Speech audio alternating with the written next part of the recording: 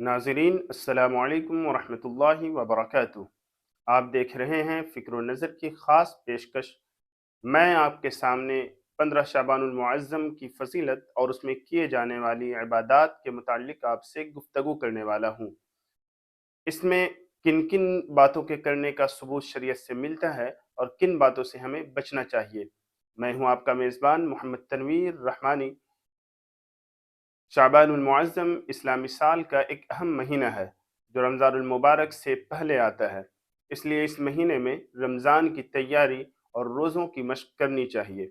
इस महीने की अहमियत ये है कि रसूलुल्लाह सल्लल्लाहु अलैहि वसल्लम ने इरशाद फरमाया, शाबान मेरा महीना है और रमज़ान अल्लाह का महीना है।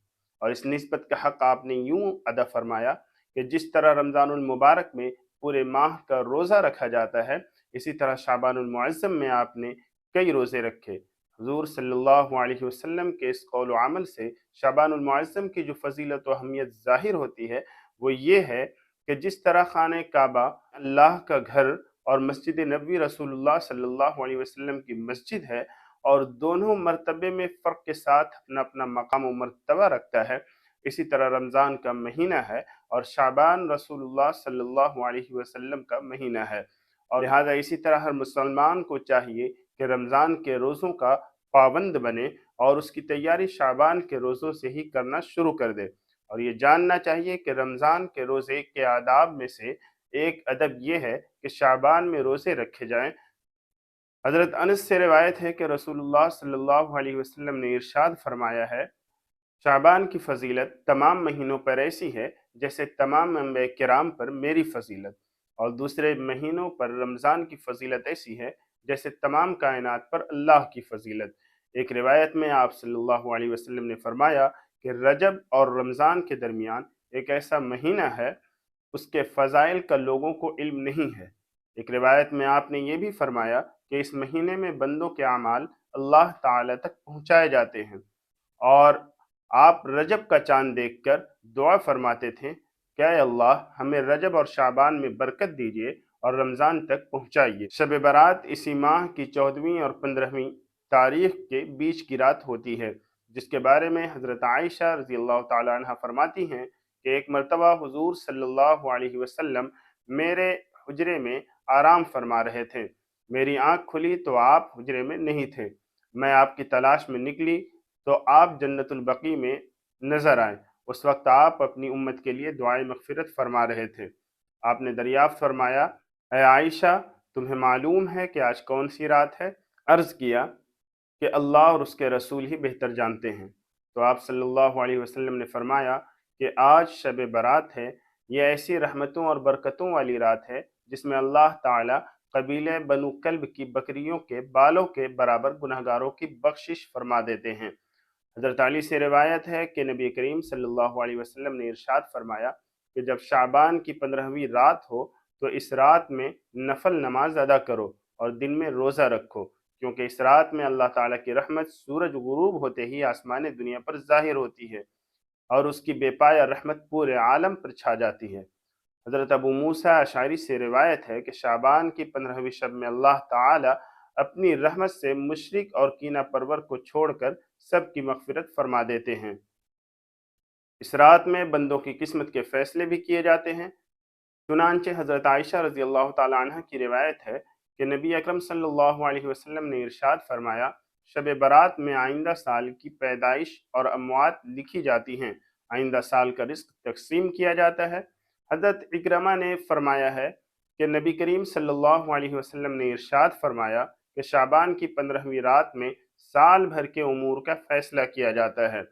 इसी वजह से हज़रत इकरमा फरमाते हैं कि सूरह दुखान की आयत, इन्ना अंज़लनाहु फ़ी लैलतिन मुबारका इन्ना कुन्ना मुनज़िरीन फ़ीहा युफ़रक़ु कुल्लु अम्रिन हकीम, में लैलतुल मुबारका से शब बारात ही मुराद है। हज़रत आयशा रज़ियल्लाहु ताला अन्हा से मरवी है कि रसूलुल्लाह सल्लल्लाहु अलैहि वसल्लम ने फरमाया कि अल्लाह ताला 4 रातों में खैर को खूब बढ़ाते हैं। उनमें से पहली रात ईद उल अज़हा की रात है, दूसरी ईद उल फ़ित्र की रात, तीसरी शाबान की 15वीं रात और चौथी अरफा की रात। इन तमाम रातों में सुबह की अज़ान तक खैर व बरकत नाज़िल होती रहती है। इसलिए शाबान की इस मुबारक रात में नफल नमाज ذکر و تلاوت، توبہ و استغفار اور دعا کا اہتمام کرنا چاہیے۔ حضرات صحابہ و تابعین سے اس رات میں جاگنا اور اس رات میں عبادتوں کا اہتمام کرنا ثابت ہے۔ اب آئیے ہم جانتے ہیں کہ اس رات میں کرنے کے کیا کیا اعمال ہیں، اور صحابہ کرام اور بزرگان دین کے عمل سے کن اعمالوں کے کرنے کا ثبوت ملتا ہے۔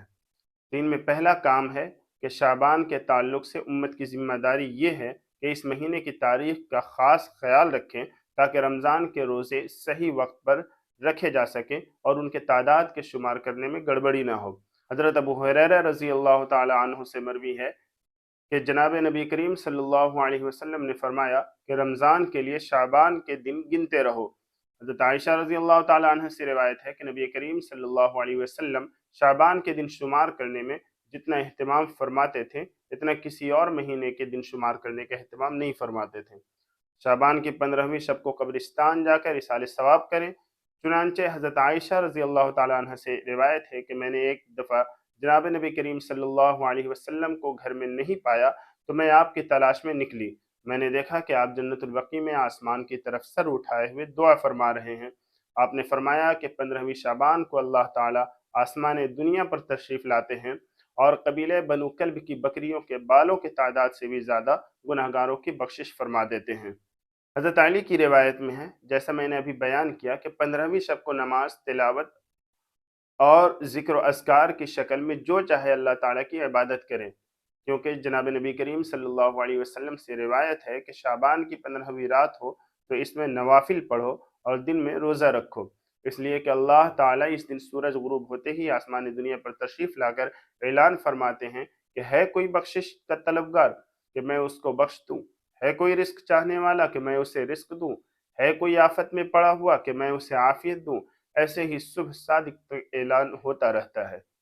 علامہ ابن نجیم نے لکھا ہے کہ رمضان کی آخری 10 رات، عیدین کی راتوں، شروع ذی الحجہ کی 10 راتوں اور شب برات میں عبادت کرنا چاہیے، اس لیے کہ حدیث سے ثابت ہے۔ ماہ شعبان کے آخری 15 دنوں میں اور خاص طور پر آخر کے 2 دنوں میں روزے نہیں رکھنا چاہیے، اس لیے کہ 15 تاریخ کے بعد شعبان میں روزہ رکھنا مکروہ تنزیہی ہے اور شعبان کے آخری 2 دنوں میں روزہ رکھنا مکروہ تحریمی ہے۔ چنانچہ حضرت ابو ہریرہ رضی اللہ عنہ سے روایت ہے کہ نبی کریم صلی اللہ علیہ وسلم نے فرمایا ہے کہ جب شعبان آدھا ہو جائے تو تم لوگ روزہ نہ رکھو، اور حضرت عمار بن یاسر سے روایت ہے کہ جس شخص نے شک کے دن میں یعنی شعبان کی 29 تاریخ میں روزہ رکھا، اس نے ابو القاسم مراد نبی کریم صلی اللہ علیہ وسلم ہے کہ ان کی نافرمانی کی۔ شب برات کے موقع پر قرآن و حدیث سے خاص طور پر 1000 یا 100 رکعت نفل نماز پڑھنے جیسی کوئی روایت صحابہ کرام سے ثابت نہیں ہے، اس لیے شب برات کے موقع پر نفل نماز، تلاوت کلام پاک اور دعا کا اہتمام کرنا چاہیے۔ اس رات میں کوئی خاص نماز منقول نہیں ہے کہ جس کے پڑھنے کا اہتمام کیا جائے۔